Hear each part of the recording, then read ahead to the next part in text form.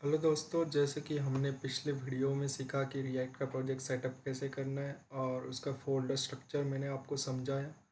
आज की वीडियो बहुत ही इम्पोर्टेंट है। अगर रिएक्ट प्रोजेक्ट आपको अंडरस्टैंड करना है, कैसे रिएक्ट वर्क होता है, क्या चीज़ें होती है रिएक्ट की।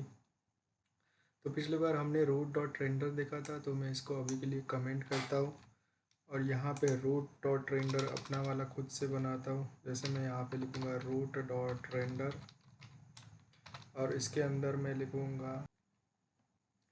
h1 tag. तो जैसे कि आप देख सकते हैं, यहाँ पे मैंने h1 टैग बना लिया और यहाँ पे लिखूँगा रिएक्ट ट्यूटोरियल और इसको मैं सेव करता हूँ। जैसे हम ब्राउज़र में जाएंगे, आप देख सकते हैं यहाँ पे ब्राउज़र में आउटपुट आ गया रिएक्ट ट्यूटोरियल। तो जो हमने यहाँ पे डिव के अंदर रेंडर कराया है, मैं यहाँ पे आपको इंस्पेक्ट करके दिखाता हूँ। तो डिव के अंदर हमने h1 को रेंडर कराया और h1 यहाँ पे दिख रहा है हमें। तो अब हम आते हैं यहाँ पे। तो ये हो गया नॉर्मल HTML एलिमेंट। अब हम रिएक्ट का यूज़ करके एक रिएक्ट का एलिमेंट क्रिएट करेंगे। तो रिएक्ट का एलिमेंट क्रिएट करने के लिए आपको एक वेरिएबल बनाना है। जैसे मैंने बनाया const h1 is equal to, अब यहाँ पे मुझे लिखना है रिएक्ट डॉट क्रिएट एलिमेंट। तो रिएक्ट डॉट क्रिएट एलिमेंट एक फंक्शन है जिससे रिएक्ट का वेरिएबल बनाया एलिमेंट बनाया जाता है। उसके लिए पहला पैरामीटर है टाइप, कि आपको कौन से टाइप का एलिमेंट बनाना है। तो जैसे मैंने यहाँ पे लिख लिया h1, तो h1 मुझे बनाना है। सेकेंड पैरामीटर होता है उसका प्रॉप्स, जो कि ऑब्जेक्ट के फॉर्म में पास किया जाता है, या फिर हम यहाँ पे नल भी लिख सकते हैं। तो मैं यहाँ पे फ़िलहाल के लिए एम्प्टी ऑब्जेक्ट लिखता हूँ। फिर कॉमा आगे आता है उसके चिल्ड्रन, h1 के क्या चिल्ड्रन होंगे। तो यहाँ पे हम स्ट्रिंग लिख लेते हैं रिएक्ट ऐप। जैसे हमने h1 बना लिया, अभी सी h1 को हम यहाँ पे डायरेक्टली एज ए चिल्ड्रन या फिर रेंडर करने के लिए पास कर देंगे। तो मैंने ये h1 एलिमेंट क्रिएट किया यूजिंग रिएक्ट और उससे इस रेंडर को पास कर दिया। और अगर हम ब्राउज़र में देखेंगे तो यहाँ पे रिएक्ट ऐप रेंडर हो रहा है। जैसे कि आप देख सकते हैं यहाँ पे h1 क्रिएट हो गया है। अब हम एक काम करेंगे, इस h1 को कंसोल डॉट लॉग करेंगे, कंसोल डॉट लॉग, और यहाँ पे लिखेंगे h1 को अगर हम कंसोल लॉग करेंगे और यहाँ पे ब्राउज़र में कंसोल में देखेंगे तो आप यहाँ पे देख सकते हैं एक ऑब्जेक्ट प्रिंट हुआ है करली ब्रैकेट से। मतलब अब समझ जाइए कि यहाँ पे ऑब्जेक्ट प्रिंट हुआ है। तो वो एक एलिमेंट मतलब होता है एक ऑब्जेक्ट। फिर इसके अंदर आप यहाँ पे देख सकते हैं प्रॉप्स करके एक प्रॉपर्टी है, की करके प्रॉपर्टी है की। फिर हो गया रेफ टाइप, उस एलिमेंट का टाइप क्या है वो टाइप हो गया। फिर प्रॉप्स हमें ज़्यादा अंडरस्टैंड करना है चीज़ को। तो प्रॉप्स के अंदर आप देख सकते हो यहाँ पे चिल्ड्रन नाम की प्रॉपर्टी है। तो प्रॉप्स एक ऑब्जेक्ट हो गया, यहाँ पे आप देख सकते हो करली ब्रैकेट से, और की वैल्यू पेयर डेटा उसमें है। तो आप देख सकते हैं चिल्ड्रन और उसका वैल्यू है रिएक्ट ऐप। तो यहाँ पे सिर्फ हमने कुछ प्रॉप पास नहीं किया था। तो जैसे कि हम यहाँ पे कुछ प्रॉप पास कर देते हैं, यहाँ पे हम लिखते हैं क्लास नेम और यहाँ पे कुछ लिख देंगे जैसे टेस्ट। तो ये कर दिया मैंने सेव। फिर से ब्राउज़र में जाते हैं, यहाँ पे कंसोल में देखते हैं प्रॉप्स के अंदर आप देख सकते हैं एक नया प्रॉपर्टी आया है क्लास नेम। अगर मैं इसको एक्सपैंड करता हूँ तो क्लास नेम का वैल्यू आप देख सकते हो टेस्ट आया है। और एक इम्पॉर्टेंट चीज़ हो गई, आपको मैं यहाँ पे दिखाता हूँ। जो क्लास नेम मैंने दिया था यहाँ पे आप देख सकते हो class is equal to text हो गया, जो कि रिएक्ट में क्लास को क्लास नेम करके लिखा जाता है, क्योंकि वहाँ पे क्लास बेस्ड कंपोनेंट्स भी यूज़ होने वाले हैं। तो कुछ डिफ्रेंशिएट होने के लिए उस उन रिएक्ट डेवलपर्स ने उनको क्लास को क्लास नेम करके लिखा है। और जैसे ही वो ब्राउज़र में कंपाइल होकर रेंडर होता है तो वो इनडायरेक्टली क्लास में कन्वर्ट हो जाता है।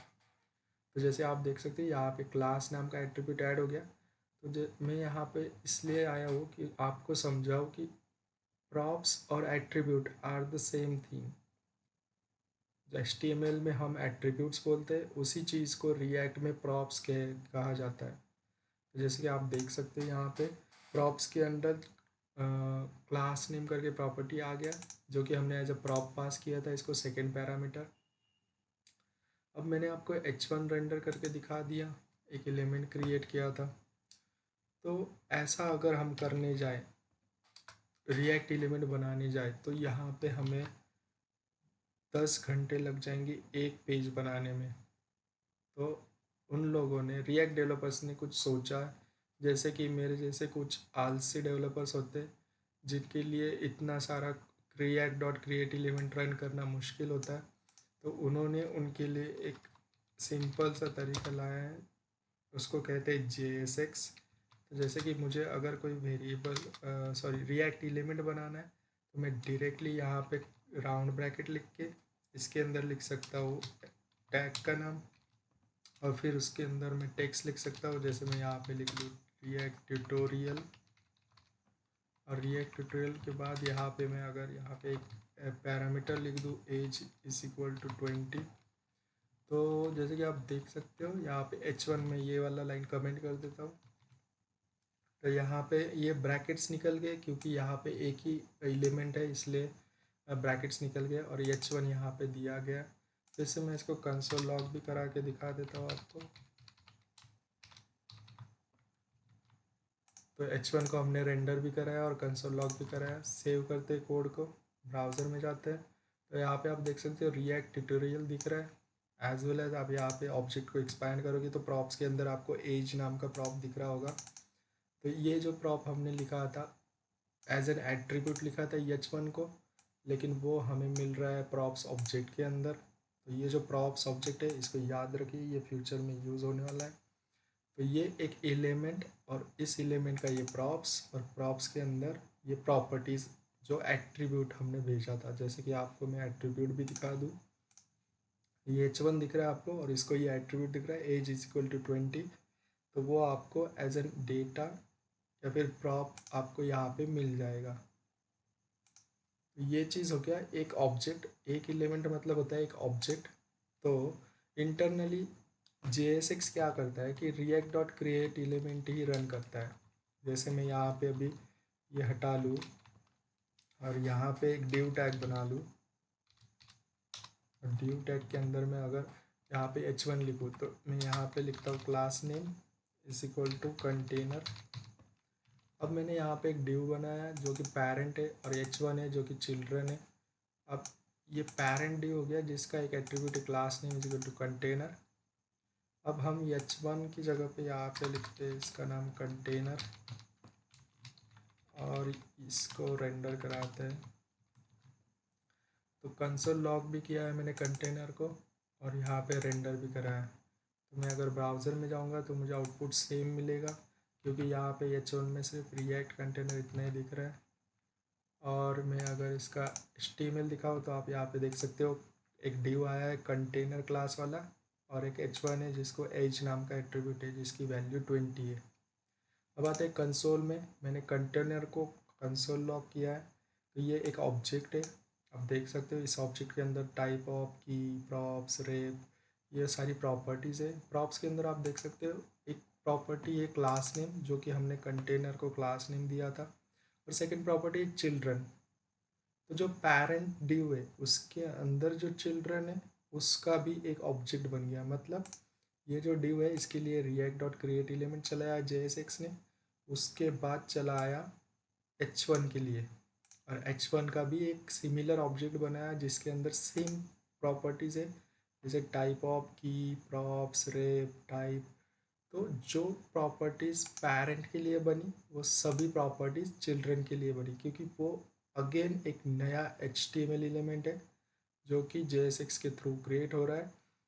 तो हम उसे रिएक्ट एलिमेंट कहेंगे, और उसके लिए भी सेम प्रॉपर्टीज़ क्रिएट होगी। मतलब अगर पेरेंट चाइल्ड स्ट्रक्चर है, जैसे ये डिव पेरेंट हो गया और H1 चाइल्ड हो गया, तो चाइल्ड के लिए भी सेम प्रॉपर्टीज जनरेट होगी। जैसे प्रॉप्स हो गया, प्रॉप्स के अंदर एज और चिल्ड्रन दो चीज़ें मिल रही। चिल्ड्रन में यहाँ पे हमें रिएक्ट ट्यूटोरियल मिल रहा है, क्योंकि H1 के अंदर ओनली टेक्स्ट है, ना कि कोई HTML एलिमेंट, इसलिए यहाँ पे हमें चिल्ड्रन में डायरेक्टली रिएक्ट ट्यूटोरियल मिल रहा है।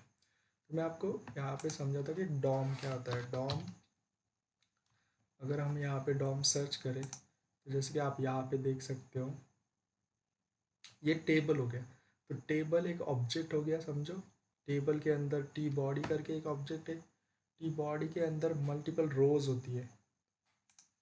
तो अगर इसको ओपन करें ठीक से, ये वाले इमेज आप देख सकते हो। तो डॉक्यूमेंट के अंदर HTML ऑब्जेक्ट है, HTML ऑब्जेक्ट के अंदर दो ऑब्जेक्ट है, एक हेड है और एक बॉडी है। फिर हेड के अंदर ऑब्जेक्ट आते हैं मेटा एंड टाइटल, और बॉडी के अंदर आते हैं H1 H2। तो ये जो ट्री स्ट्रक्चर होता है ऑब्जेक्ट्स का, एक ऑब्जेक्ट के अंदर दूसरा ऑब्जेक्ट, मतलब पेरेंट चाइल्ड का जो स्ट्रक्चर होता है उसी को डॉम कहा जाता है। और डॉम का फुल फॉर्म ही होता है कि डॉक्यूमेंट ऑब्जेक्ट मॉडल। तो ये डॉक्यूमेंट और ऑब्जेक्ट है, ये सब हर एक element as an object act करता है, और इसलिए इसको ये ट्री स्ट्रक्चर है तो डॉक्यूमेंट ऑब्जेक्ट मॉडल कहा गया है।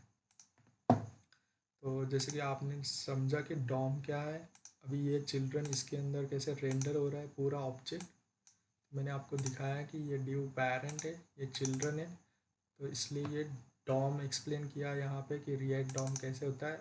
एज वेल एज यहाँ पे मैंने आपको बताया कि JSX कैसे वर्क करता है। तो आपको जहाँ पे भी जावास्क्रिप्ट में स्क्वायर ब्रैकेट दिखे तो वो हो गया एरे, करली ब्रैकेट दिखे तो वो हो गया ऑब्जेक्ट, और आपको अगर राउंड ब्रैकेट दिखे तो वो हो गया JSX। यहाँ पे हमने JSX क्रिएट किया और उसको रेंडर किया, तो मैंने आपको दिखा दिया कि वो कैसे दिखता है। उसका प्रॉप्स का एक प्रॉपर्टी होता है जो ऑब्जेक्ट होता है, और उसके अंदर हमें प्रॉपर्टीज़ मिलती है चिल्ड्रन, क्लास नेम, और जो भी आगे आएगी वो। तो इसको और डिटेल में हम देखेंगे कंपोनेंट्स बनाते वक्त। तो अगर आपको ये चीज़ अच्छे से समझ में आई हो JSX क्या होता है, वो internally react dot create element function को रन करता है, और हर एलिमेंट के लिए प्रॉप्स और उसके चिल्ड्रन क्रिएट करता है। तो ये समझा हमने रिएक्ट के एलिमेंट्स कैसे क्रिएट होते हैं और रिएक्ट में JSX कैसे वर्क करता है। तो इस वीडियो में इतना ही। अगली वीडियो में आपको सिखाऊंगा कि कंपोनेंट्स कैसे क्रिएट करने। अगर मेरी वीडियो आपको अच्छी लगी हो तो प्लीज़ वीडियो को लाइक कर देना, चैनल को सब्सक्राइब कर लेना, और अपने दोस्तों के साथ शेयर ज़रूर करना। तो आज की वीडियो में इतना ही। Thank you so much guys.